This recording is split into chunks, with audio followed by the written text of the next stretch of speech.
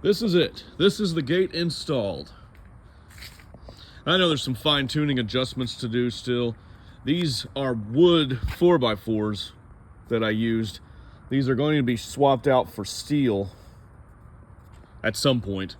The reason I went with 4x4s is I wasn't exactly sure where they were going to be, so I decided it'd be easier to manipulate wood and have to change it later, get it right, versus having to deal with all of the steel and the welding and all the attachments. It's much easier to attach wood to wood than steel to steel, in my case anyway.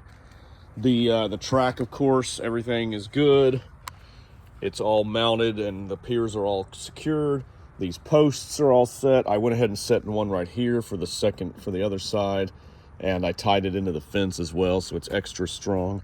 These two were added as well to be the gate support rollers, as well as this existing post here that was already there that supports the post.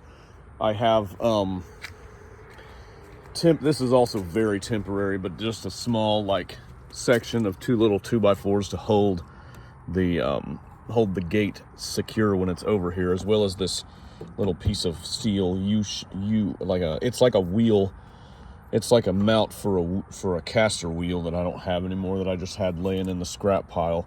Use that temporarily. I got this chain I can wrap around it to lock it, to secure it shut. But operation is pretty good with it. It operates very smooth, right along the track as it should.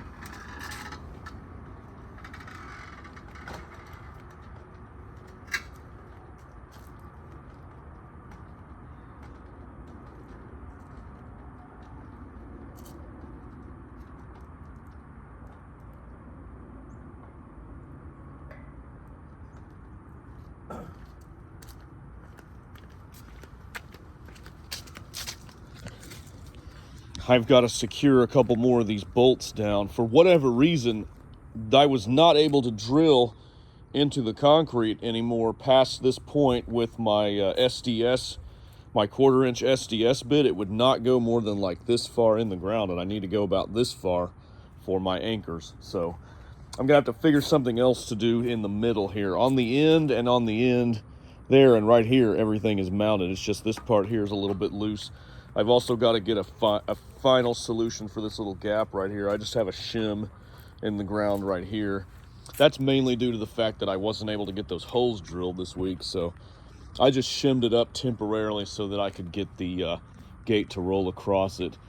Obviously the gate has to be, sanded up, cleaned up, painted, and then I got to get some, I'm going to put wood on the outside plant paneling to match the pickets here. I'm going to do probably a 1x4 across the span of it, and then vertical 1x4 pickets. Doesn't have to be strong like 2x4s or anything. It doesn't have to be wild like that because it doesn't have to support any weight. All it has to do is be decorative. So I think 1x4s and shorter screws will be good. Keep it as low profile as I can keep it. This little thing here is a temporary stop. I'm going to do a final stop on that in the future. I'm also going to do a stop down here on the track for it, so that it probably do a final. What I'll probably do is cut the end here off where the purlin is, and I'll probably weld a small stop or screw a small piece of steel vertically into the track right here past there, so that's as far as the gate. That's as far as the gate can go. I might actually screw it in that way just so it can be removed if I have to service the gate. Because one thing I like about this is the gate is serviceable. Meaning if I have to do any work on those rollers, for instance, I had to adjust the rollers several times. I can technically roll the gate out of the rollers and roll it down almost to the end of that purlin there, and then lean it against the posts here. It's heavy, but it's not that heavy. It can be manipulated a little bit. These are the welds that the welder did. I hired a guy to come out and weld the gate back together, and he did a pretty good job. It's looking really good. I painted over them. I just hit it with a quick spray can just so it wouldn't be prone to rust sitting out until I got the rest of it finished up. But it came out really good. I know it's not the prettiest weld, but I don't care. I just need it to be functional. it's going to get covered with wood on the outside, and it's all going to get painted black on the inside anyway. So unless you're looking right at it, you know, you're not going to care. If you're standing at a distance from it over here, just glancing at it, you're not going to see that minor imperfection. So it doesn't matter. But yeah, this is the finished gate product.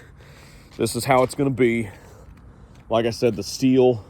Eventually, these 4 posts here will be steel, and probably one on the corresponding end will be steel as well. But at first, definitely for sure, these 4 will be steel, and that'll be a little bit of work to pull all 4 of these, especially since I've already set these. But we might wait till these kind of start to deteriorate, because 4x4s deteriorate a lot faster than steel.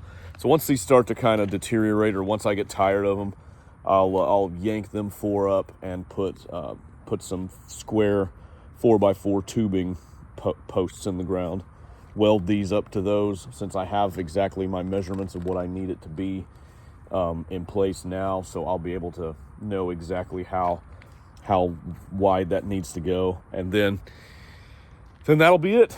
Then we'll have a fully functional rolling gate like we do now.